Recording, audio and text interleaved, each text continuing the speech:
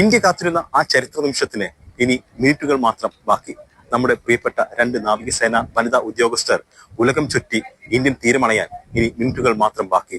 അവരെ സ്വീകരിക്കാനുള്ള എല്ലാ തയ്യാറെടുപ്പുകളും മർമഗോവ പോർട്ട് ട്രസ്റ്റിന്റെ മോൾജെട്ടിയിൽ ഒരുങ്ങിക്കഴിഞ്ഞിരിക്കുകയാണ്. കേന്ദ്ര പ്രതിരോധ മന്ത്രി രാജ്നാഥ് സിംഗ് ആണ് ഇരുവരെയും സ്വീകരിക്കുന്നത്. രാജ്യത്ത് ആദ്യമായിട്ടാണ് 2 വനിതകൾ പായ്വഞ്ചിയിൽ ഉലകം ചുറ്റി തിരികെ വരുന്നത്. സാഗർ പരിക്രമ 2ന്റെ ഭാഗമായിട്ടാണ് അവർ കഴിഞ്ഞ വർഷം ഒക്ടോബർ 2-ാം തീയതി, അതായത് ഗാന്ധി ജയന്തി ദിനത്തിൽ ഗോവയിൽ നിന്ന് യാത്ര പുറപ്പെട്ടത്. ആ ദൗത്യം 43,300 കിലോമീറ്റർ പൂർത്തീകരിച്ച് തിരിച്ച് ഇന്ത്യൻ തീരത്തേക്ക് വരുമ്പോൾ അത് നാവിക ചരിത്രത്തിൽ തന്നെ ഒരു പുതിയ ചരിത്രമായി മാറുകയാണ്. നേരത്തെ പറഞ്ഞ പോലെ നമ്മുടെ വനിതകൾ എത്തിപ്പെടുന്ന പുതിയ ഉയരങ്ങളാണ് ഈ നേട്ടങ്ങൾ കാണിക്കുന്നത്.